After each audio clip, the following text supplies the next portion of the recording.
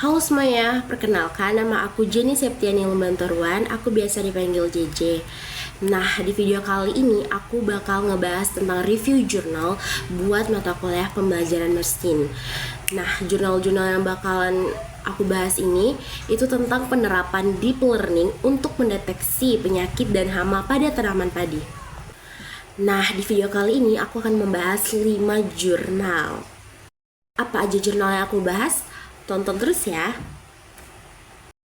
Jurnal yang pertama dengan judul Review on the Application of Deep Learning Methods in Detection and Identification of Rice Disease and Pests.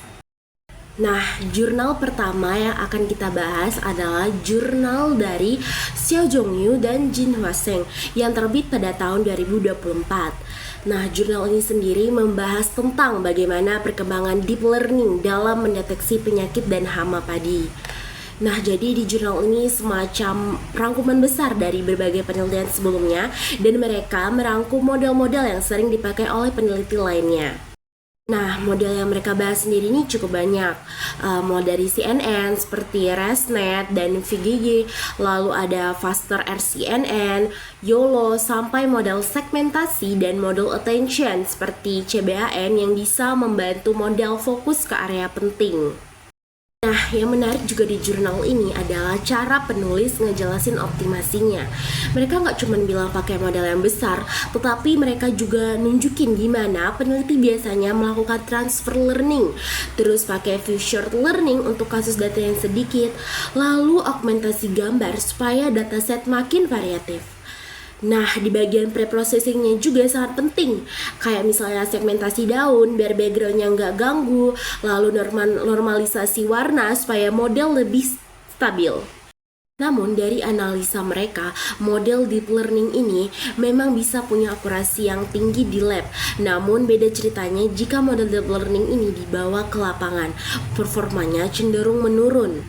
Hal ini terjadi karena di lapangan pencahayaannya akan berubah, daun saling tumpang tindih, background yang rumit, dan kualitas gambar yang benar-benar random. Makanya penulis dari jurnal ini bilang kalau peneliti harus mulai fokus ke dataset yang lebih besar, seperti augmentasi yang lebih natural dan integrasi data dari sensor lain, seperti hyperspektral biar model lebih tahan banting. Jadi, meskipun menghasilkan model yang bagus, tetap harus bisa tahan banting untuk langsung turun ke sawah, bukan cuman bagus di lab aja. Oke, itu adalah jurnal pertama yang aku bahas. Selanjutnya, kita masuk ke jurnal kedua yang gak kalah menarik, yaitu jurnal yang berasal dari Peng Xiong dan timnya yang terbit pada tahun 2024. Jurnal yang kedua dengan judul Deep Learning Based Rice Pest Detection Research. Nah, di jurnal yang kedua ini dia berfokus pada deteksi hama padi. Tapi pendekatannya itu unik karena mereka penulis itu bikin model yang bisa dipakai di perangkat mobile. Jadi benar-benar mikirin pengguna lapangan yang biasanya cuma pakai HP doang.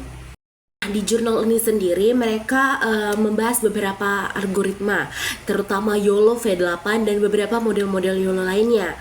Mereka juga ngebahas CNN yang ringan dan juga model attention kayak CBAM. Jadi mereka benar-benar mikir gimana caranya model tetap cepat dan tetap akurat meskipun dijalankan di HP biasa gini doang.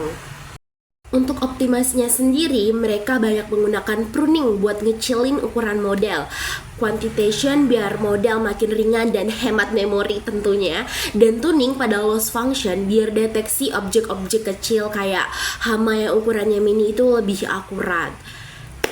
Nah, dari hasil analisa yang dibuat oleh penulis jurnal ini, mereka menemukan beberapa kompromi yang cukup serius, yaitu antara akurasi dan kecepatan.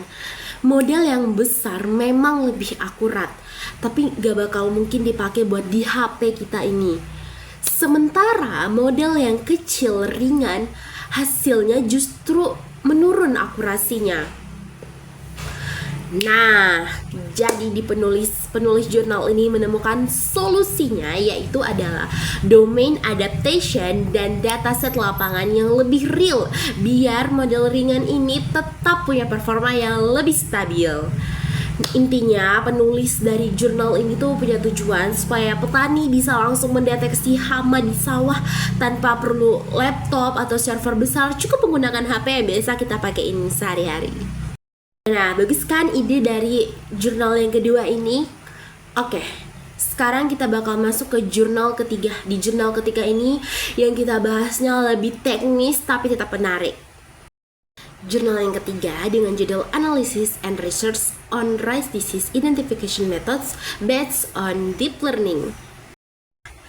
Di jurnal yang ketiga ini ditulis oleh Heliu dan rekan-rekannya pada tahun 2024. Jurnal ini sendiri membahas tentang aspek teknis dari image recognition, object detection, dan segmentasi pada tanaman padi. Jadi sebenarnya jurnal ini lebih fokus ke bagaimana model deep learning dipakai pada level teknis. Algoritma yang mereka bahas juga cukup banyak, seperti ada CNN, model deteksi modern, model attention seperti SE-Block dan CBAM, hingga meta learning dan few short learning buat skenario data yang minim. Nah, untuk optimasinya sendiri, mereka menyoroti penggunaan transfer learning dari model besar seperti EfficientNet dan ResNet yang kemudian menggunakan pruning untuk mengurangi ukuran model dan teknik untuk mengatasi ketidakseimbangannya kelas seperti oversampling dan weight adjustment. Nah, analisa mereka keren banget dan menarik banget nih. Mereka bilang kalau overfitting itu adalah musuh besar dalam penelitian ini karena dataset padi itu nggak terlalu besar dan model seringkali terlihat jago di data latih tapi melemah ketika uji di lapangan. Terus gimana dong solusinya? Mereka menyarankan perlunya benchmark dataset yang lebih standar dan pengujian lapangan yang lebih banyak supaya model bisa benar-benar diuji ketahanannya. Selain itu, interpretabilitas model juga penting supaya user ketika di lapangan bisa memahami kenapa model mengambil keputusan tersebut. Menarik bukan? Oke, selanjutnya kita bakal masuk ke jurnal yang keempat. Jurnal yang keempat dengan judul Deep Learning Based Methods for Multi-Class Rice Disease Detection Using Plant Images. Jurnal keempat ini sedikit berbeda tapi tetap relevan. Nah, jurnal yang keempat ini berasal dari Yu Hailey dan timnya yang terbit juga pada tahun 2024. Jurnal ini sendiri membahas tentang evaluasi model-model deep learning untuk klasifikasi penyakit padi dan bahkan mengembangkan aplikasi diagnosisnya. Wow, keren banget bukan? Nah, di jurnal yang keempat ini model yang mereka uji cukup variatif ya. Ada DenseNet, ada RegNet, dan EfficientNet. Tapi yang paling menariknya adalah tentang optimasi mereka, yaitu dengan memilih hanya fitur-fitur yang paling penting. Menarik bukan? Setelah melalui proses feature selection, ternyata mereka juga butuh 7 fitur, kebanyakan dari nilai NDVI pada waktu tertentu. Dan itu juga udah cukup untuk menghasilkan performa yang sangat baik ketika digunakan pada model random forest. Dalam hasil analisanya, penulis dari jurnal ini menunjukkan bahwa modelnya sudah punya akurasi yang tinggi. Tapi ada tantangannya. Tantangannya adalah muncul di saat model dipakai di wilayah-wilayah yang berbeda. Setiap daerah tuh punya kondisi tanah, cuaca, dan manajemen lahan yang berbeda. Jadi model yang dilatih di satu area belum tentu cocok dengan area yang lainnya. Maka dari itu, penulis dari jurnal ini menyarankan integrasi data lingkungan tambahan seperti data cuaca dan tanah yang kemudian akan divalidasi multilokasi untuk memastikan model benar-benar bisa siap dipakai untuk lahan luas dan di berbagai tempat yang berbeda. Menarik bukan? Oke, selanjutnya kita bakal masuk ke jurnal yang terakhir. Gak kerasa banget kita udah sampai di jurnal yang kelima. Di jurnal yang kelima ini kita akan bahas jurnal yang berasal dari Pardeep Silwal dan timnya.